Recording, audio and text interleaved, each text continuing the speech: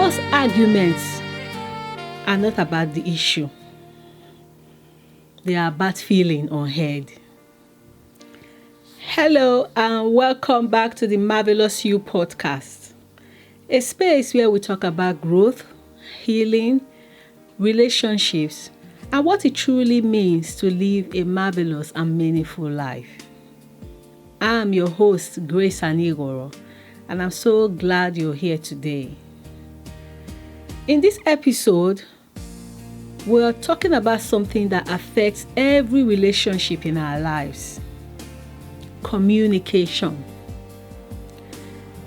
Whether it's with a partner, a spouse, a friend, or even a family member, the way we communicate can either bring us closer together or slowly create distance between us. And the truth is, many conflicts in relationship don't begin with bad intentions. They often begin with misunderstandings, unspoken expectations, or feelings that were never clearly expressed. When life is busy, when you're juggling responsibilities, parenting, work, and the emotional weight of everyday life, communication can sometimes become rushed, reactive, or even avoidant. And before we know it, simple conversation can turn into frustration, tension, or unnecessary drama. But healthy communication does not have to be complicated. In today's episode, we're going to explore how we can communicate more clearly, more calmly, and more compassionately in our relationships. We'll talk about why communication sometimes breaks down, how to express your feelings without blame, and some simple ways to create conversations that lead to understanding rather than conflict. If you have ever felt misunderstood, unheard, or unsure how to start a difficult conversation, this episode is for you. So take a deep breath, settle in, and let's talk about how we can build healthier, more respectful communication in our relationships without the drama. Research has shown that when we feel unheard, it becomes a primary driver of conflict escalation in relationships. Feeling unheard is why conflict will escalate. When people perceive that their emotions or viewpoints are ignored or dismissed, the resulting frustration can intensify our emotional response, causing defensiveness and heightened argument. Feeling ignored fuels frustration, setting the stage for reactive exchanges. According to relational communication studies, active listening and acknowledgement significantly reduce argument intensity by validating one's feelings and fostering a calm dialogue. Why do communications break down in relationship? There are some very common barriers that lead to breakdown in relationship. These are assumptions and misinterpretation, emotional triggers and their impact, and poor listening habits and distractions. Assuming another person's motive or emotions without verification leads to a significant communication breakdown. And cognitive bias studies reveal confirmation bias plays a large role in assumptions, often causing someone to interpret another person's neutral behavior negatively. In conversations, these assumptions trigger defensive reactions that block open dialogue. So training ourselves in questioning our assumptions has proven to be effective in improving relational communication skills. It is important that we actively challenge our assumptions so that we can foster clarity, trust, and improve our communication. Another reason why communication breaks down are emotional triggers. Emotional triggers activate automatic fight or flight responses, which can impair rational thoughts during conversations. Studies in neuroscientific research have shown that our amygdala's role in emotional reactivity explains why triggers escalate conflict swiftly. When we recognize our personal triggers and employ calming techniques, this improves our emotional regulation and reduces communication breakdown. Studies have shown that when people are trained in emotional awareness, 40% fewer arguments escalate out of control. Another common barrier to communication breakdown is poor listening habits. Ineffective listening, such as interrupting, selective hearing, or mental distractions, they undermine understanding and connection. And research have shown that average attention span during conversation have dropped significantly with the increase in digital distraction. For example, our phones. Studies have shown that up to 50% of communication loss are attributed to poor listening.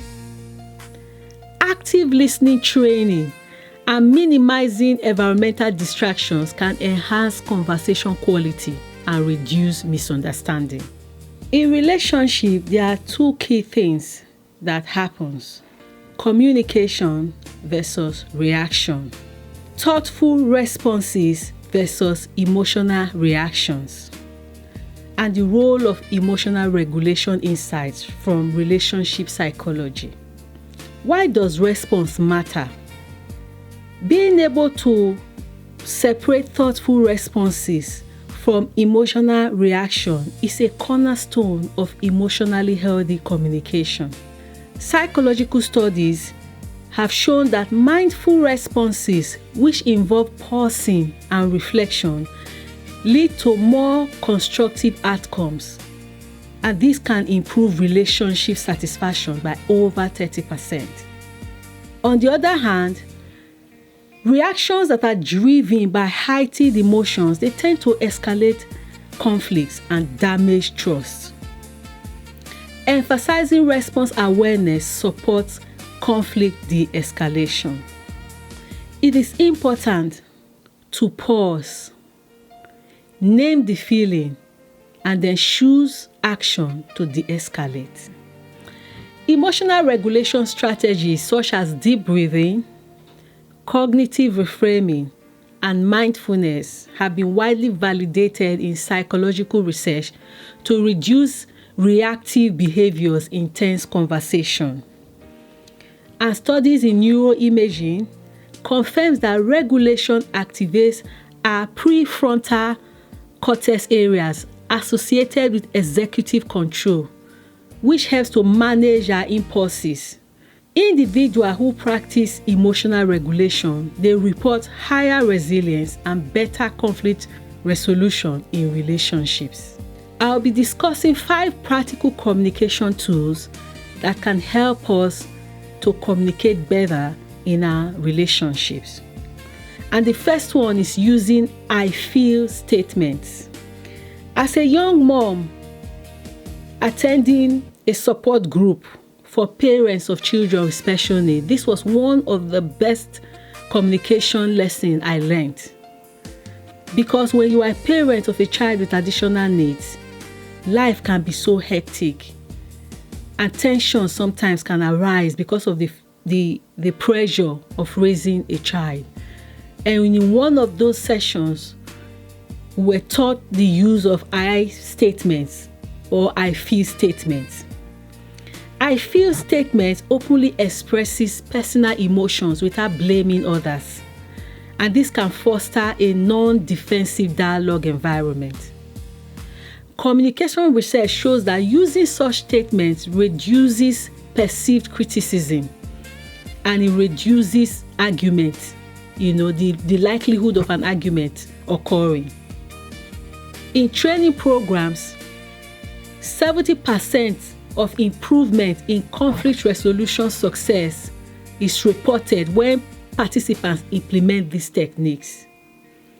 The other practical tool is listening to understand, not to respond.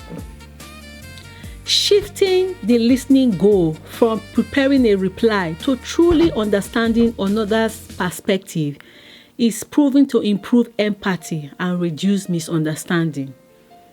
And studies have shown that active listening enhances relational trust. And these skills include reflective listening, paraphrasing, and asking clarifying questions. Doing this can improve empathy and reduce conflict in communication in our relationships. A third tool is pausing before responding. Brief intentional pauses before responding allow emotional regulation and thoughtful reply formulation. Psychological experiments confirm that even a 3-second pause can decrease your impulsive remarks and aggressive speech pattern, which can lead to a more constructive conversation. So sometimes all you need is a pause before responding.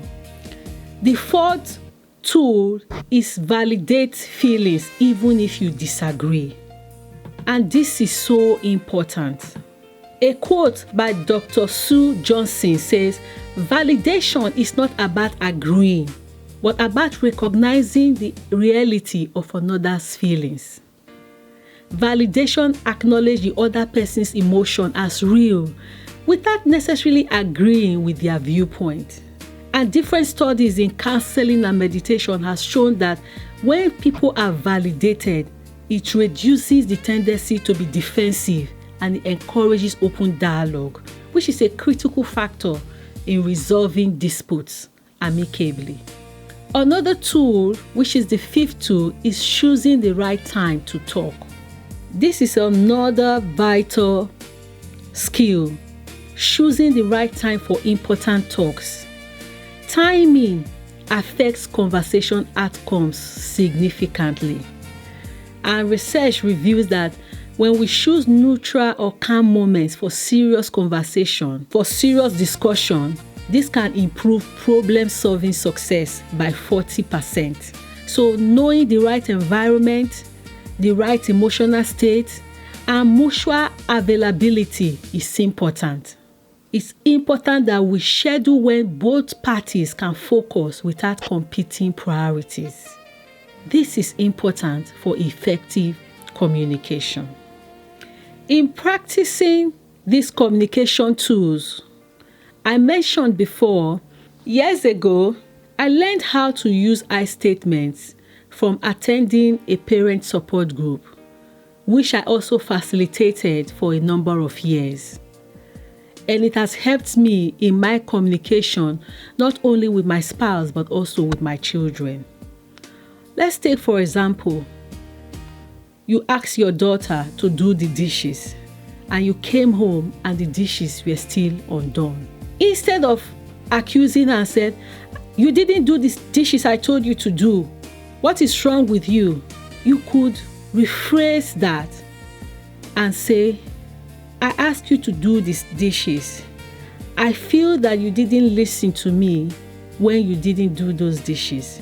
And this is making me feel ignored and feeling like you don't care about me." When you bring that statement like that, it will help to reduce your daughter being defensive and invite a dialogue.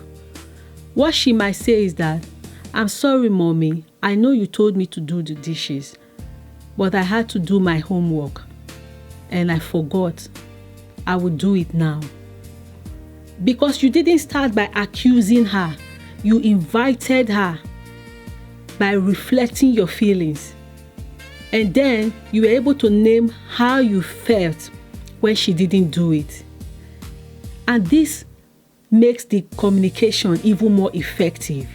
But if you had come with, "What is wrong with you? I always tell you, you don't listen. I told you to do the dishes. You didn't do it."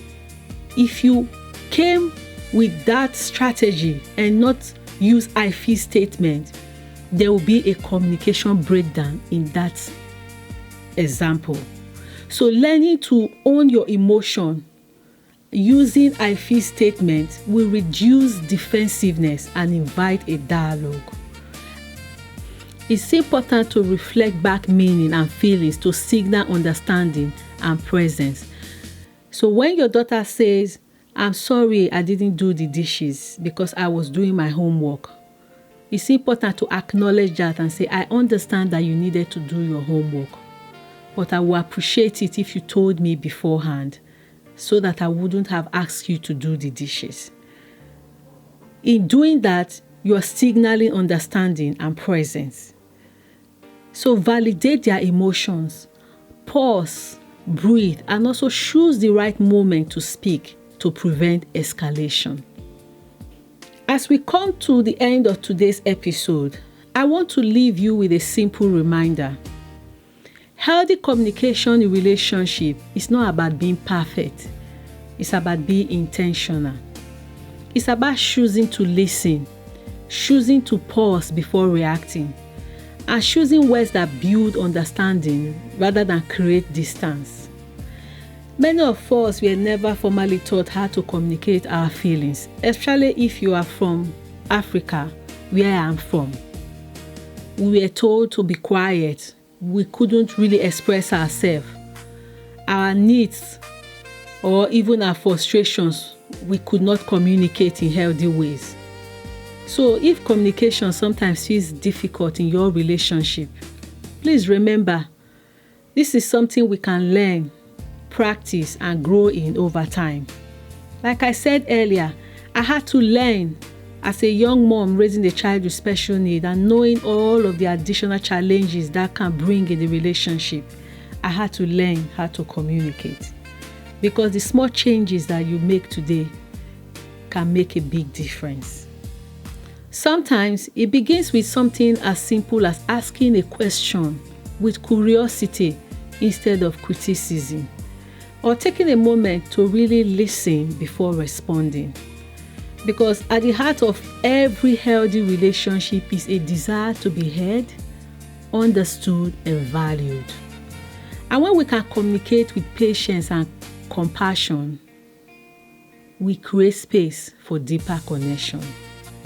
Before we close today's episode, I would like to leave you with a reflection question. What is one small way you could communicate more openly or more kindly in one of your important relationships this week? Just one small step can begin to change the tone of a conversation and sometimes even the direction of a relationship. Thank you so much for spending time with me today on the Marvellous-U Podcast. In our next episode, we'll be reaching the end of season 1 as we reflect on the journey so far in a special episode titled Living Marvellously, Lessons on Growth, Healing, and Purpose. It will be a moment to pause, reflect, and think about what it truly means to live with intention, growth, and purpose. If today's episode resonated with you, please consider sharing it with someone who might also find it helpful. And if you're listening on YouTube or on your favorite podcast platform, please don't forget to subscribe or follow so you don't miss future episodes. Until next time, take care of yourself, take care of your relationships, and keep choosing to live marvelously.